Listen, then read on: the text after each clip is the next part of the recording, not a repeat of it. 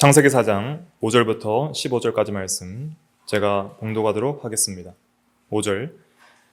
가인과 그의 재물은 받지 아니하신지라. 가인이 몹시 분하여 안색이 변하니 여호와께서 가인에게 이르시되 내가 분하여 함은 어찌 됨이며 안색이 변함은 어찌 됨이냐. 내가 선을 행하면 어찌 낯을 들지 못하겠느냐. 선을 행하지 아니하면 죄가 문에 엎드려 있느니라. 죄가 너를 원하나 너는 죄를 다스릴지니라. 가인이 그의 아우 아벨에게 말하고 그들이 들에 있을 때에 가인이 그의 아우 아벨을 쳐 죽이니라. 여호와께서 가인에게 이르시되 내 아우 아벨이 어디 있느냐. 그가 이르되 내가 알지 못하나이다. 내가 내 아우를 지키는 자니이까. 이르시되 내가 무엇을 하였느냐. 내 아우의 핏소리가 땅에서부터 내게 호소하느니라. 땅이 그 입을 벌려 내 손에서부터 내 아우의 피를 받았은즉 내가 땅에서 저주를 받으리니 내가 밭을 갈아도 땅이 다시는 그 효력을 내게 주지 아니할 것이요 너는 땅에서 피하며 유리하는 자가 되리라. 가인이 여호와께 아뢰되 내 죄벌이 지기가 너무 무거우니이다. 주께서 오늘 이 지면에서 나를 쫓아내시온즉 내가 주의 낯을 배웁지 못하리니 내가 땅에서 피하며 유리하는 자가 될지라. 물은 나를 만나는 자마다 나를 죽이겠나이다. 여호와께서 그에게 이르시되 그렇지 아니하다. 가인을 죽이는 자는 벌을 7배나 받으리라 하시고 가인에게 표를 주사 그를 만나는 모든 사람에게서 죽임을 면하게 하시니라. 아멘. 이 시간 말씀의 제목은 가인이 아벨을 살해함, 가인이 아벨을 살해함입니다. 부제목은 죄와 하나님의 은혜입니다. 가인과 아벨의 제사에 대해서 지난 시간 말씀을 증거했습니다. 가인은 땅의 소산물로 제물을 드렸고 아벨은 양의 첫 새끼와 기름으로 드렸다 그랬습니다. 아벨의 제사는 피가 있는 제사였고 믿음이 있는 제사였습니다. 피를 믿음으로, 그리스도의 대속의 희생의 피를 믿음으로 제사를 드렸기 때문에 하나님이 받으셨고 가인은 그것이 없었기 때문에 받지 않으신 거예요. 그래서 우리의 예배는 자기 드림입니다. 자기를 하나님께 다 드리는 거예요. 여러분들이 항상 예배 나오실 때 나의 생명과 삶을 주님께 드립니다 하는 진실한 고백이 있어야 됩니다. 그런데 우리가 그 예배를 드릴 수 있는 근거는 나의 행위와 의가 아니에요. 내가 거룩해서가 아니에요. 우리는 모두 죄인이고 아벨이나 가인도 다 죄인입니다. 그러나 우리의 예배를 하나님께서 받으실 수 있는 유일한 근거와 길은 오직 그리스도의 피입니다. 그 피가 성소의 휘장을 열고 새로운 살 길을 열었고 그 피가 죄로 말미암아 하나님 사이에 막혔던 담이 허물어지게 하는 역사를 이룬 거예요. 예수 그리스도께서 피 흘리심으로 우리와 막혔던 담이, 하나님과 막혔던 담이 허물어졌고 하나님과 원수되었던 관계에서 화목 관계로 들어가는 것입니다. 그래서 우리의 예배는 저나 여러분들이랑 다 온전하진 못해요. 온전하게 산 적이 없고 온전하게 예배드린 적이 없습니다. 그럼에도 불구하고 하나님께서 우리의 예배를 받을 수 있는 유일한 근거는 그리스도의 대속의 공로 때문이에요. 그 죄사함과 의롭다 하심의 은혜가 우리를 하나님과 화목시키고 우리의 모든 진실한 예배를 하나님께서 기뻐 받으십니다. 그래서 우리는 구속의 은혜에 감사하고 그 구속의 은혜를 의지해서 회개와 믿음으로 예배를 드려야 되는 것입니다. 죄를 회개함 없이 그리스도의 피를 의지함 없이 아무런 마음의 감격과 감동과 하나님께 대한 헌신과 영광 드리기 위한 그런 마음 없이 진실한 마음 없이 믿음 없이 피를 의지하는 진리를 의지하는 마음 없이 드리는 예배는 하나님께서 받지 않으십니다. 예배의 성공은 어떤 은혜가 있는가? 예배에 성공하면 하나님이 은혜를 주시는 거예요. 응답의 은혜가 있습니다. 아벨과 아벨의 제물을 하나님이 받으셨습니다. 아마 하늘에서 불이 떨어졌을 것 같아요. 오늘날도 예배를 참되게 드리면 하나님께서 응답하십니다. 가시적인 불이 아니라 성령의 불로 뜨겁게 하시고 말씀으로 뜨겁게 하시고 변화에 새롭게 되어 진리에 붙잡히고 그리스도를 닮아가며 거룩한 삶을 이루어 나갈 수 있는 영적 생명의 능력의 역사가 공급되는 거예요. 예배의 성공은 거룩한 삶의 성공으로 이어지는 것입니다. 아벨이 얼마나 은혜를 받았겠어요. 나의 죄를 사하신 주님의 은혜에 감사해 이 생명 드립니다 하지 않았겠어요? 은혜 받았으니까. 처음 나왔을 때보다 더 은혜 받고 갔을 거예요. 근데 예배의 실패는 거룩한 삶의 실패로 이어지는 거예요. 가인은 예배를 실패했습니다. 자기가 잘못한 것이죠. 왜 실패했을까요? 자기를 의롭게 여긴 거예요. 자기를 죄인이라고 생각하지 않았습니다. 내가 뭐 그렇게 죄인인가? 하나님의 은혜를 멸시한 거예요. 구속의 은혜가 뭔 대수인가?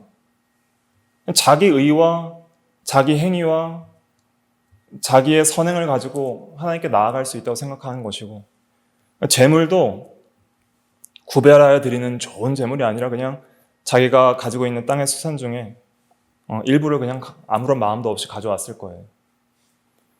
그렇게 예배를 드리고 나니까 하나님께서 예배를 받지 않으셨죠. 그리고 나니까 가인이 몹시 분하여 안색이 변했다 그랬습니다. 예배 실패의 결과가 죄의 세력에 사로잡히는 거예요. 몹시 분하다는 것은 화가 치밀어 올랐다는 거예요. 누구에게 화를 냈어요? 누구에게 화가 났을까요? 하나님께 화가 난 거예요. 하나님께. 하나님이 뭔데 내 예배를 안 받지? 하는 그런 마음이 드는 거예요. 하나님께 반감과 대적의 마음이 들어오는 거예요. 그러니까 모든 죄는 하나님에 대한 반감과 대적과 하나님과 원수되는 마음이에요. 하나님과 원수되는 마음. 그 로마서 8장 7절 제가 자주 인용하는 성경 구절인데, 로마서 8장 7절에 뭐라 그랬어요? 육체의 생각은 하나님과 뭐가 돼요? 원수가 되나니. 육체의 생각은 하나님과 원수가 되나니 이는 하나님의 법에 굴복하지 아니할 뿐 아니라 할 수도 없습니다. 그러니까 싫으니까 할 수 없는 거예요. 하지도 않고. 그래서 하나님께 대한 반감이 일어나고, 그런데 하나님을 대적할 수는 없어요. 가인이 감히. 하나님을 죽일 수도 없고 대적할 수도 없어요. 그러니까 아벨에 대한 시기와 질투와 미움이 일어나는 거예요. 하나님이 아벨의 제사만 받으셨다라고 생각을 하니까 아벨에 대해서 시기 질투가 일어났어요. 그 두 가지 죄악, 하나님께 대한 반감과 아벨에 대한 질투가 일어나고 안색이 변했다는 것은 이제 얼굴이 막 붉어졌다는 것이죠. 적당히 화가 난 것이 아니라 자기의 자존심에 스크래치가 나고 기분이 상하고 이기적인 마음과 그 악한 욕심이 이 발동이 되니까 죄의 세력에 마음이 사로잡히니까 몹시 분해서 안색이 변했습니다. 그런데 자비로우신 하나님은 계속 가인에게 은혜를 베풀어 주십니다. 오늘 본문에 보면은 하나님은 끝까지 가인에게 은혜를 베풀어 주셔요. 우리 같았으면 은혜를 안 베풀어 줬을 것 같은데 하나님이 이렇게 오래 참으시고 은혜로우신 하나님임을 보여주는 거예요. 하나님께서 가인을 사랑하셔서 즉시 책망을 하십니다. 5절에 보니까 6절이죠. 6절에 보니까 여호와께서 가인에게 이르시되 내가 분하여 함은 어찌 됨이며 안색이 변함은 어찌 됨이냐. 너가 그렇게 분하고 안색이 변하는 것, 그거 네가 잘못한 것이다. 책망하시는 거예요. 굉장히 부드럽게 책망하시는 거예요. 그러면서 7절 읽어볼게요. 시작. 내가 선을 행하면 어찌 낯을 들지 못하겠느냐. 선을 행하지 아니하면 죄가 문에 엎드려 있느니라. 죄가 너를 원하나 너는 죄를 다스릴지니라. 네. 네가 선을 행했으면 그렇게 화를 낼 이유가 없다. 이렇게 말씀하시는 거예요. 우리가 보통 화를 내는 이유는 자기가 잘못해놓고 화를 내는 경우들이 많아요. 자기의 허물과 잘못과 실패를 통해서 예배도 실패하고 인생에 있어서도 실수를 하잖아요. 어린아이들 보면은 자기가 잘못해서 혼나면은 괜히 자기가 신경질을 내요. 왜 나만 가지고 그러냐고. 쟤 때문에 그랬다고. 그리고 오히려 대들어요. 그런 마음들이 우리에게 있어요. 성인이 되니까 좀 성숙해서 그런 마음을 좀 절제하는 것뿐이지 그런 반감들이 다 있단 말이에요. 그래서 선을 행했으면 네가 어찌 낯을 들지 못하겠느냐. 네가 지금 몹시 분하고 안색이 변하는 것은 잘못이다. 네가 선을 행했으면은 떳떳했을 것이고 마음의 평강과 기쁨이 있었을 것인데 이렇게 네가 화를 내고 분을 내는 것은 잘못이다. 네가 잘못해놓고선 화를 내는 것은 더 잘못이다. 이렇게 책망을 해주시는 거예요. 그러니까 하나님께서 이렇게 책망해 주시는 것이 은혜입니다. 책망을 하면 돌이킬 소망이 있는 거예요. 그냥 버려두면 소망이 없어요. 때로 하나님께서 버려두시는 사람들이 있어요. 마음대로 죄를 짓도록. 로마서 1장에 보면 그 정욕 가운데 버려두사 그런 말씀이 3번이나 나오거든요. 근데 하나님은 가인을 사랑하셔서 버려두지 아니하시고 즉시 책망하셨습니다. 계시록 3장 19절에도 보면은 물은 내가 사랑하는 자를 책망하여 징계하노니 그러므로 내가 열심을 내라 회개하라 그랬습니다. 사랑하여서 책망하고 징계한다는 거예요. 그래서 우리가 예배 시간이나 또 여러분들이 개인의 어떤 경건 시간을 통해서 하나님께서 성경을 통해서 여러분들을 책망하실 때 그건 은혜입니다. 하나님 말씀으로 우리를 찾아오시는 거예요. 책망하시고 돌이키라는 거예요. 근데 그것을 사람들이 받기를 싫어해요. 잘 된다, 복 받는다는 말씀은 좋지만은 죄를 책망하고 지적하는 것은 가인처럼 다 싫어하는 마음들이 우리에게 있는 거예요. 그러나 하나님은 은혜로 계속 책망하시고 돌이키라는 거예요. 성경에, 구약 성경을 보세요. 대부분이 책망이에요. 범죄한 이스라엘에 대해서 계속 선지서들은 선지자들의 특징이 뭐냐면 그 율법 검사예요. 선지자들은 모세 율법을 근거해서 계속 책망하는 거예요. 돌이켜라. 우상 숭배에서 돌이켜라. 하나님의 말씀을 돌이켜라. 오직 여호와만 섬겨라. 계속 책망하는 거예요. 하나님께서는 그 하나님의 자기 백성들을 사랑하시고 죄인들을 사랑하시기 때문에 계속 돌이키기를 원하시는 거예요. 망하지 않고 돌이키기를 원하시는 거예요. 하나님도 가인이 돌이키기를 원하시고 책망을 하신 거예요. 그래서 우리도 하나님의 책망을 들을 때 겸손하게 돌이키는 것이 은혜 받는 길입니다. 항상 겸손해야 돼요. 그리고 다윗과 같이 주여 내가 범죄하였나이다. 죄를 자백하고 겸손하게 돌이키면 하나님께서 그리스도 안에서 우리 죄를 씻으시고 새로운 은혜를 주십니다. 회복의 은혜가 있는 거예요. 그런데 가인은 그렇게 하지 못했죠. 하나님께서 가인이 해야 될 일을 가르쳐 주셨는데 선을 행하라는 거예요. 선을 행하라. 선이 뭘까요? 가인이 잘못한 것은 예배에 있어서 합당하게 드리지 못한 거예요. 또 예배의 실패를 하나님에 대한 원망과 아벨에 대한 질투로 돌린 거예요. 자기에게 책임을 돌리지 않은 것이죠. 선이란 것은 무엇인가? 하나님의 뜻대로 온전히 순종하는 게 선입니다. 하나님 보시기에 온전함이 선이에요. 온전함. 하나님께서 이 세상을 창조하실 때 지으신 모든 것을 보시기에 심히 좋았더라 했잖아요. 그게 선이에요. 하나님이 보시기에 좋은 상태가 선이에요. 하나님이 보시기에 좋은 사람, 하나님이 보시기에 좋은 예배, 하나님이 보시기에 좋은 마음과 삶, 행위와 말, 이런 것이 선입니다. 우리가 선한 사람이 돼야 됩니다. 근데 우리는 선하지가 않아요. 그렇죠? 선하지가 않아요. 사도 바울은 로마서 7장에 뭐라 그랬어요? 내 속에 선한 것이 하나도 없다 그랬어요. 하나도 없다. 로마서 3장에는 선을 행하는 자 없나니 하나도 없다 그랬어요. 그럼 우리가 할 수 있는 선이 도대체 무엇입니까? 어떻게 선을 행할 수 있어요? 첫째는 예수 믿는 게 선이에요. 예수 그리스도를 믿음으로 죄사함 거롭다 하심을 받는 것이 가장 선한 길이에요. 죄인에게 선한 길을 회복시켜주는 거예요. 악한 길을 갈 수밖에 없는 죄인에게 오직 선한 길, 구원의 길은 예수 그리스도의 대속의 공로밖에 없어요. 그걸 믿는 거예요. 그러니까 성도에게 참된 선 첫째 예수 믿는 겁니다. 그 다음에 둘째 그리스도 안에서 하나님을 순종하는 거예요. 하나님의 온전한 뜻을 다 순종하는 거예요. 하나님의 뜻을 찾아서 하나님 앞에 바로 서는 거예요. 회개하고 믿음과 순종으로 바로 서는 그것이 선입니다. 가인에게 그걸 요구하시는 거예요. 내가 선을 행하면 어찌 낯을 들지 못하겠느냐. 네가 예수 믿고 오실 여자의 옷을 믿고 구원받고 하나님 앞에 뜻대로 예배드리고 뜻대로 살면은 어찌 낯을 들지 못하겠느냐는 거예요. 우리가 낯을 들지 못하는 이유는 예수 그리스도의 공로 의지하지 않고 살고 그 다음에 하나님의 뜻대로 선하게 살지 않기 때문입니다. 그럼 낯을 들지 못하는 거예요. 하나님 보기 부끄럽고 자기 양심 보기 부끄럽고 남 보기에 부끄러운 것입니다. 그런데 여기서 하나님께서 중요한 진리를 하나 가르쳐 주시는데 굉장히 중요한 진리입니다. 선을 행하지 아니하면 죄가 문에 엎드려 있느니라 이렇게 말씀하셨습니다. 죄를 이기려면 선을 행해야 됩니다. 이게 진리예요. 죄를 이기려고 죄를 안 지어야지, 죄를 내가 억제해야지 한다고 억제가 안 됩니다. 죄는 그 세력이 있어요. 죄는 능력이 있어요. 7절 하반절에 보세요.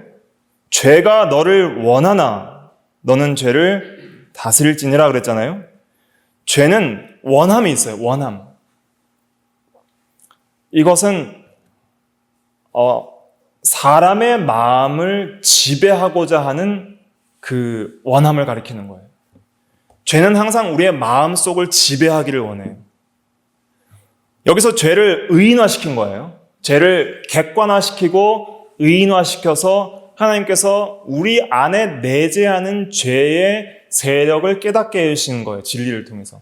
죄가 너희 안에 있다. 마치 문에 엎드리고 있는 맹수처럼 있다는 거예요. 뱀처럼 있고 맹수처럼 문에 엎드려서 문만 열리면 들어가서 삼키려고 기다리고 있다는 거예요. 죄가 그렇다는 거예요. 죄가 우리 마음 문 앞에 있습니다. 여기서 문 앞에 엎드려 있다는 것은 어떤 문이에요? 마음문이에요. 마음문. 마음만 열면 들어가서 우리의 마음을 점령하려고 맹수처럼 또아리를 트고 뱀처럼 또아리를 트고 이렇게 웅크리고 있든지, 아니면 보통 이 맹수들이 초식 동물을 잡아먹을 때 몸을 이렇게 웅크리고 있잖아요. 그러다가 폴짝 튀면서 덮치는 거예요. 죄는 항상 우리 마음 문 앞에 우리의 마음을 덮치고 우리의 인격을 사로잡으려고 웅크리고 있다는 거예요. 그러니까 그 죄를 너희들이 이길 수가 없다는 거예요. 너희들의 힘으로. 이길 수 있는 유일한 길은 선을 행하는 길밖에 없는 거예요. 선을 행하지 아니하면 죄가 문 앞에 엎드려져 있다가 너는 죄에게 점령당할 수밖에 없다. 죄는 너를 원하고 있다. 하지만 너는 죄를 다스려야 된다. 죄를 통제해야 된다는 거예요. 죄를 이겨야 된다는 거예요. 죄를 이길 수 있는 유일한 방법은 선을 행하는 것입니다. 선을 행하는 것 두 가지 뭐예요? 예수 믿고 하나님 뜻대로 사는 거예요. 첫째가 예수님이에요. 예수님 의지하는 거예요. 그거밖에 없어요. 예수 능력이 죄를 이기게 합니다. 예수님이 죄의 책을 제거하고 죄의 부패를 이기게 하는 거예요. 예수님의 부활의 능력과 생명의 능력이 그것을 가능케 합니다. 오직 예수 그리스도의 은혜만이 우리를 변화시키고 죄를 이기고 죄의 책으로부터, 죄의 형벌로부터 법적으로 구원할 뿐 아니라 죄의 능력과 세력과 상태로부터 우리를 건져내는 거예요. 그것을 우리가 로마서에서 이미 깊이 있게 6장부터 8장까지 배웠던 것입니다. 한 말씀 증거드리면 로마서 8장 13절에 보면 이런 말씀이 있어요. 너희가 육신대로 살면 반드시 죽을 것이로되 영으로서 몸의 행실을 죽이면 살리니. 영으로서 몸의 행실을 죽이면 산다는 거예요. 영적으로. 성령의 능력을 의지하여 성령으로 그리스도와 연합하여 영으로서 몸의 행실을 죽이면 우리는 죄를 이기고 영적 생명이 사는 길, 선한 길을 걸어갈 수 있다는 것입니다. 한 구절 더 찾아볼게요. 갈라디아서 5장 15절 말씀. 16, 17절이네요. 갈라디아서 5장 16절, 17절, 신약 308페이지. 갈라디아서 5장 16절, 17절 같이 읽어볼게요. 시작. 내가 이르노니 너희는 성령을 따라 행하라. 그리하면 육체의 욕심을 이루지 아니하리라. 육체의 소욕은 성령을 거스르고 성령은 육체를 거스르나니 이 둘이 서로 대적함으로 너희가 원하는 것을 하지 못하게 하려 함이니라. 네. 성령을 따라 행하면 육체의 욕심을 이루지 않는다는 거예요. 그러니까 육체의 욕심을 안 이루어야지 한다고 안 이루어지는 것이 아닙니다. 성령을 따라 행하지 아니하면 육체의 욕심을 이룰 수밖에 없어요. 어떻게 성령을 따라 행하느냐? 예수 믿고 회개하고 성령의 인도를 의지하고 기도해야 돼요. 자기를 부인해야 돼요. 자기를 온전히 드리고 하나님의 인도를 구해야 돼요. 하나님, 내 마음을 주장하여 주시옵소서. 내가 그리스도와 함께 십자가에 못 박혔나니 이제는 내가 사는 것이 아니요 그리스도께서 내 안에 사시는 것이라. 내가 비록 육체 안에 살지만, 여전히 육체의 소욕이 있지만, 그러나 내가 육체 안에 사는 것은 나를 사랑하사 나를 위하여 자신을 내어주신 그 하나님의 아들을 믿는 믿음 안에서 사는 것입니다. 갈라디아서 2장 20절 고백처럼 주님을 계속 의지하면서, 주님을 계속 믿으면서 주님께서 나의 삶의 주권자가 되시도록 간절히 기도해서 주님의 능력과 성령의 능력으로 죄가 죽어지고 선을 행할 수 있도록 은혜를 구하셔야 돼요. 은혜가 아니면 살 수 없습니다. 근데 문제가 뭐냐면 그 은혜를 구하지 않는 것에 문제가 있는 거예요. 그런 마음도 없어요. 그럴 마음도 없어요. 생각도 없고. 가인이 이 말을 듣고 어떻게 생각했어요? 가인이 이 말 듣고 어떻게 생각했냐고요? 아벨을 죽여야 되겠다. 8절 읽어볼게요. 창세기 4장 8절 시작. 가인이 그의 아우 아벨에게 말하고 그들이 들에 있을 때 가인이 그의 아우 아벨을 쳐 죽이니라. 예. 가인이 그의 아우 아벨에게 말을 했어요. 뭐라고 말했는지는 명시적으로 기록되어 있지 않지만은 여러 학자들이 추측하고 저도 생각하기로는 아마 우리가 들로 가자. 친근한 말이에요. 형제 사랑의 말이고 우리가 서로 교제하고 데이트하자. 좋은 시간을 보내자 하면서 아무도 없는 들로 유인하는 거예요. 계획살인이에요. 그러니까 우발적인 충동적 살인이 아니라 계획살인은 그 죄의 그 벌이 더 커요. 마음속으로 수십 번 아벨을 죽이고자 하는 마음을 품고 어떻게 죽일 건지를 생각한 이후에 그것을 실행으로 옮기는데 아주 외식적으로 형제를 사랑하는 척하면서 형제를 죽이려고 했던 거예요. 그러니까 우리 안에 있는 죄의 이 세력이 얼마나 악한지를 지금 보여주고 있습니다. 그러니까 예배에 실패한 사람들의 현실이 이렇다는 거예요. 외식자들이죠. 속에 악한 것들이 전혀 개선되지 않고 성령의 능력으로 죽어지지 않은 상태에서 외식적으로는 형제 사랑의 척을 한다는 거예요. 그렇게 할 수 있다는 거예요, 사람이. 근데 그런 인생들은 언젠가는 그 모든 죄악이 드러나게 되어 있습니다. 그러니까 우리는 예배하는 형식에만 머물러 있지 말고 그 예배를 통해서 은혜를 받아서 변하여 새롭게 되는 역사가 있는 삶을 살아가야 돼요. 그것이 영적 생명의 역사가 있는 예배고 산 예배고 그것이 참된 예배이며 예배를 통해 은혜를 받은 변화하는 삶이라 할 수 있는 것이죠. 가인은 죄를 다스리지 못했습니다. 여기서 죄를 다스리라는 것은 네 스스로의 능력으로 다스릴 수 없다는 걸 가르쳐주는 거예요. 너는 죄를 다스릴 능력이 네 안에 없다. 그러므로 네가 죄인임을 인정하고 그리스도의 대속의 공로를 의지하라는 거예요. 우리에게 책망하실 때, 우리에게 순종을 요구하실 때 우리가 매주 십계명을 읽으면서 여러분들이 십계명 온전히 순종하면서 사세요? 그렇지 못하잖아요. 그럴 때마다 우리가 정말 하나님 앞에 죄인인 것을 깨닫고 오직 우리의 의와 구원이 되신 예수 그리스도께로 돌아가며 그분만을 의지할 수밖에 없다는 믿음을 다시 되새기고 주님의 능력으로만이 거룩하게 살 수 있다는 것을 깨닫고 주님을 의지할 수밖에 없다는 것을 깨닫고 더욱더 믿음으로 나아가게 되는 것이죠. 그러니까 하나님께서 선을 행하라, 죄를 다스려라, 이것은 네 스스로 못한다는 거예요. 너의 스스로의 도덕적 무능력 상태, 전적 부패한 상태로는 불가능하니까 제발 예수 믿으라는 거예요. 예수 믿어라! 이 말 하신 거예요. 근데 안 믿은 거죠. 안 믿은 책임 누구에게 있어요? 가인에게 있는 거예요. 가인에게. 그렇게 안 믿고 나가니까 극도로 부패해졌습니다. 사람이 그 죄를 짓고 계속 죄악된 그 욕망을 품으면은 그냥 있는 게 아니에요. 여러분들 마음이 그냥 중립적 상태로 있지 않습니다. 마음에 항상 경향성이 있어서 선이 아니면 악으로 기울어지게 돼 있어요. 악으로 기울어진 상태를 내버려 두면 어떻게 될까요?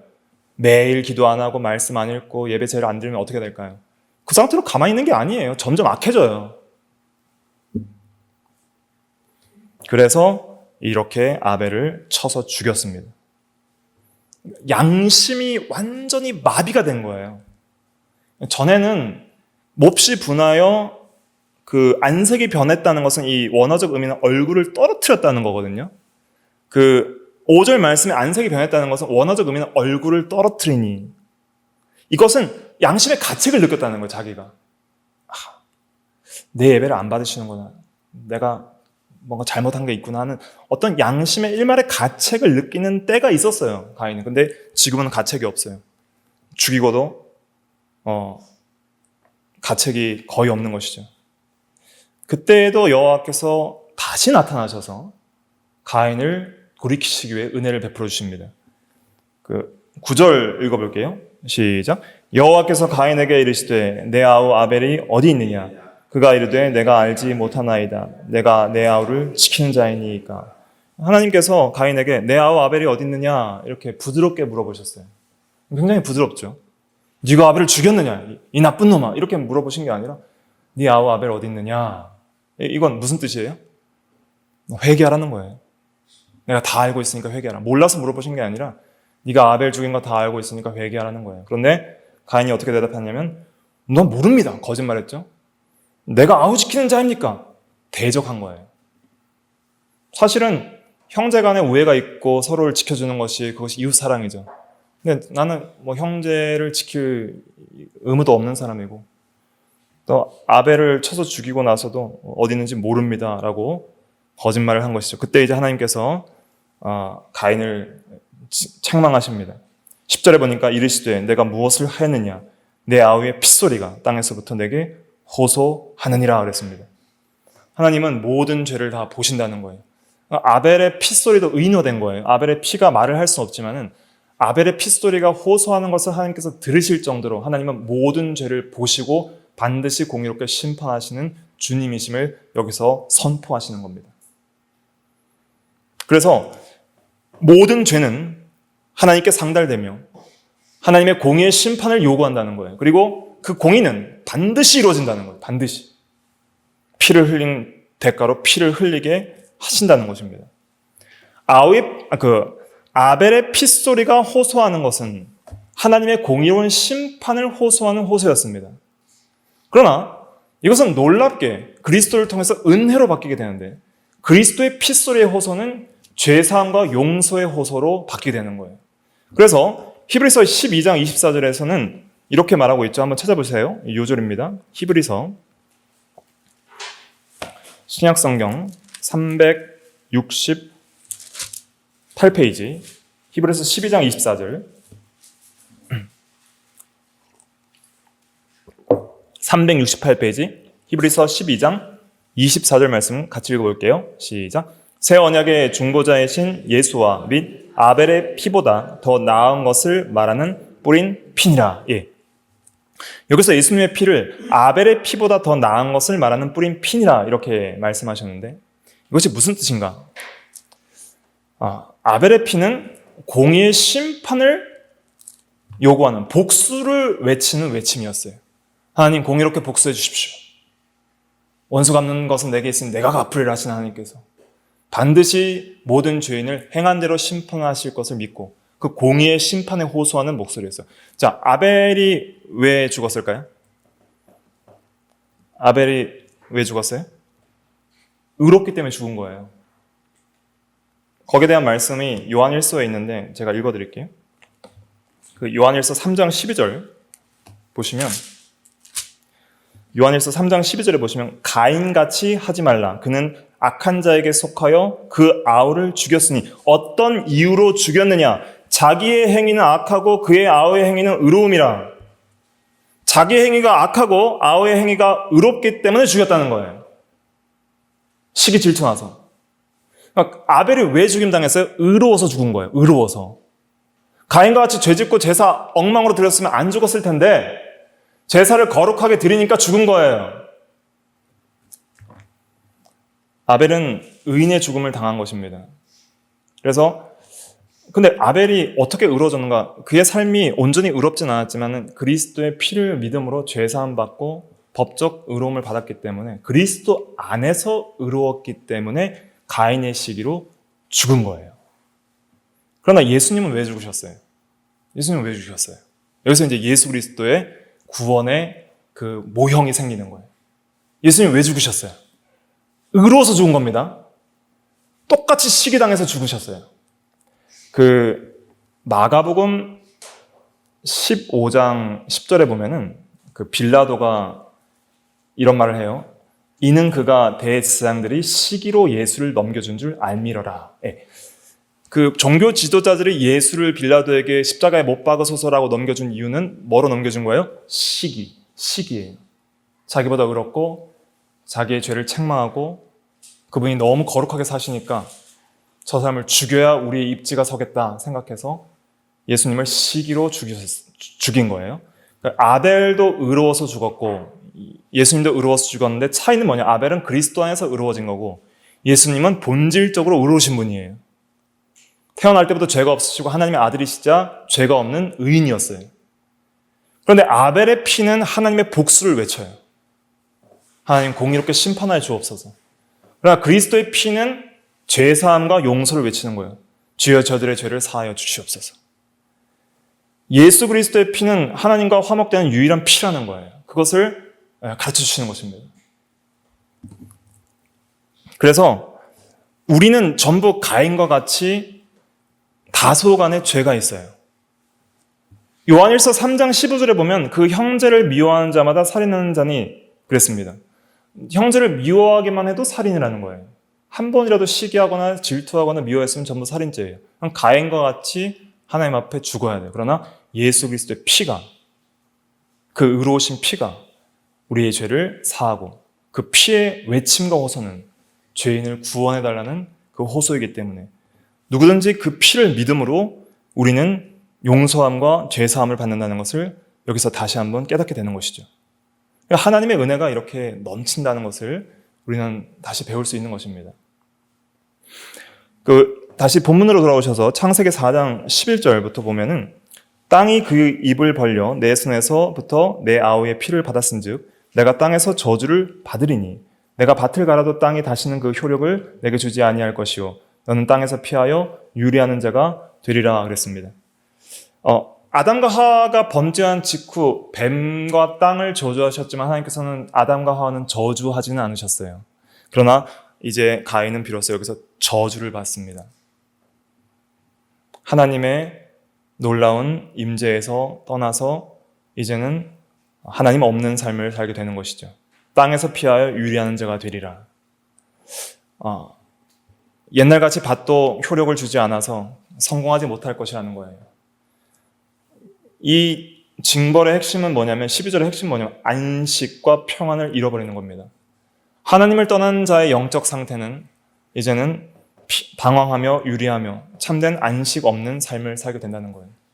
그러니까 우리가 그리스도와 화목해서 하나님의 품 안에 안기기 전까지는 우리의 영혼은 절대 안식할 수 없습니다. 그러나 이제 가인은 그런 안식 세계를 잃어버리는 것이죠. 이때라도 회개하면 소망이 있을까요? 없을까요?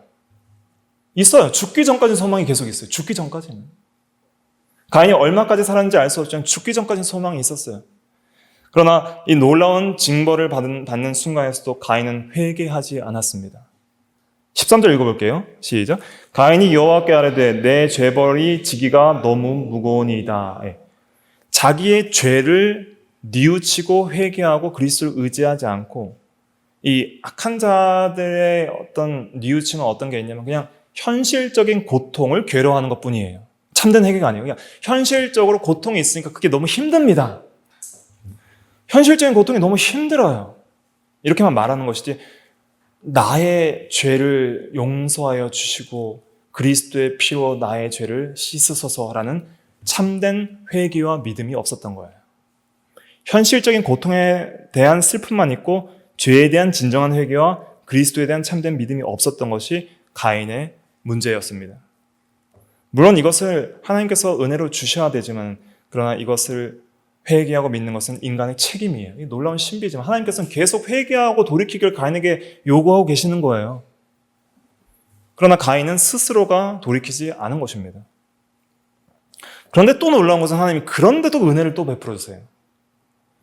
14절부터 보면은 주께서 오늘 이 지면에서 나를 쫓아내시온즉 내가 주의 낯을 배웁지 못하리니 내가 땅에서 피하며 유리하는 자가 될지라 물은 나를 만나는 자마다 나를 죽이겠나이다. 아벨과 가인 이외에도 아마도 이제 아담 이후로 여러 자손들이 태어났을 것이고 또 장차 태어날 자손들이 있을 것입니다. 얼마나 많은 자손이 지금 태어난 상태인지 알 수 없지만 그러나 가인과 아벨이 어느 정도 성장한 상태였죠. 성이 된 상태였기 때문에 그 외에도 성경에 기록되지 않은 여러 자손들이 있을 수 있습니다. 가인은 아벨을 죽였기 때문에 형제 살인죄에 대해서 동족들이 복수할 수 있는 그러한 상황이었죠. 복수할 수 있는 우려가 있는 거예요. 그래서 가인은 나를 만나는 자가 나를 미워하여 죽일까 봐 너무 두렵습니다. 이렇게 말을 한 거예요. 그때 여호와께서 그를 내버려 두지 아니하시고 15절처럼 일반 은혜를 주십니다. 15절 일반 은혜예요. 같이 읽어볼게요. 시작. 여호와께서 그에게 이르시되 그렇지 아니하다. 가인을 죽이는 자는 벌을 7배나 받으리라 하시고 가인에게 표를 주사 그를 만나는 모든 사람에게서 죽임을 면하게 하시니라. 네. 이것은 참 이해하기 어려운 구절일 수 있습니다. 가인이 이렇게까지 악하게 나갔는데 하나님께서 당장 죽이시지 아니하시고 또 가인이 다른 사람에게 죽임을 당하도록 버려두지 아니하시고 죽임을 면할 수 있도록 표를 주셨어요. 왜 그랬을까요? 가인이 누구에겐가 복수를 당해 죽었다면 복수의 악순환이 계속 이어질 것입니다. 그렇죠? 그러니까 이 폭력이 폭력을 낳고 부르는 이 복수의 악순환을 하나님께서 끊어버리시는 거예요. 모든 공의와 복수는 하나님께서 하시겠다는 선포입니다. 그래서 가인이 다른 사람을 통해서 죽임을 당하지 않도록 표를 주셨어요.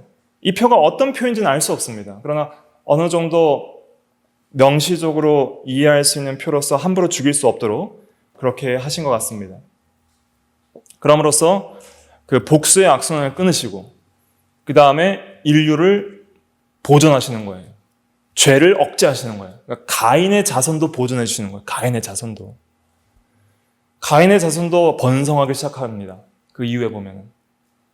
그러면서 인류 전체를 보존하시는 거예요. 그리고 죄를 억제하시는 것입니다. 이게 일반 은총입니다. 보존의 은혜예요. 죄의 억제의 은혜와 보존의 은혜를 통해서 하나님께서 구속할 자를 전부 구원하시기까지 죄인들을 오래 참으시는 하나님의 인내와 인자하심과 긍휼하심을 보여주시는 거예요. 얼마나 긍휼이 무한하신 하나님이십니까?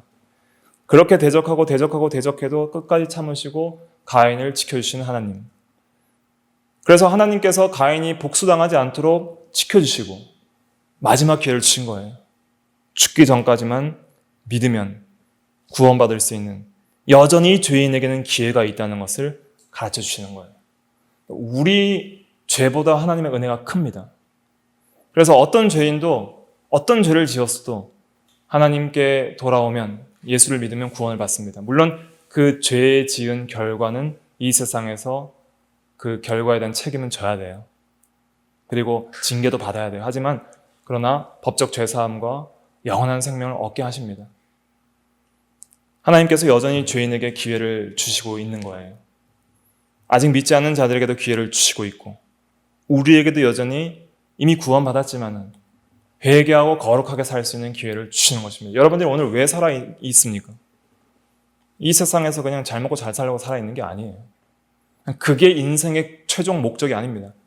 물론 여러분들께서 맡은 직업과 사명을 잘 감당하셔야 되겠지만 그 모든 것을 활용해서 우리는 하나님 앞에 거룩을 이루어 나가야 됩니다. 그것이 최고 목표예요. 오늘 하루도 더 참된 예배자로 설 수 있는 기회를 주십니다. 하나님께 회개하고 돌이킬 기회를 주십니다. 거룩한 순종의 열매를 맺을 수 있는 기회를 주십니다. 한 해 동안 열매가 없었어도 한 해 더 참아 주십니다. 그런 은혜를 주시는 거예요. 여전히 죄인에게 기회를 주시고 오래 참고 기다리셔서 아무도 멸망하지 않고 다 구원을 받으시며 거룩한 성화의 삶을 이어나갈 수 있도록 기회를 주시는 거예요. 죽기 전까지 우리에게는 이런 기회들이 있는 것입니다. 그래서 하나님의 오래 참으심이 얼마나 위대한지를 깨닫는 게 중요해요. 하나님의 그 인자와 인내와 그 성실하심과 오래 참으심이 긍휼이 무한하심이 얼마나 큰지를 깨닫고 그 은혜에 감사해서 돌아가야 됩니다. 매일 돌아가야 돼요. 그러면 하나님께서 우리를 안아주시고 그리스도 안에서 우리를 품어주시고 우리를 회복시키시고 우리에게 새 힘을 주실 것입니다. 그 은혜를 받아야 됩니다. 그 은혜를 받는 것이 사는 길이에요. 그래서 우리가 이 은혜를 간절히 사모하며 살아가는 우리가 다 돼야 되겠습니다. 다 같이 잠깐 기도하겠습니다. 우리가 이 말씀 생각하면서 주님 회개하고 그리스도를 의지하며 주님께 돌아갑니다.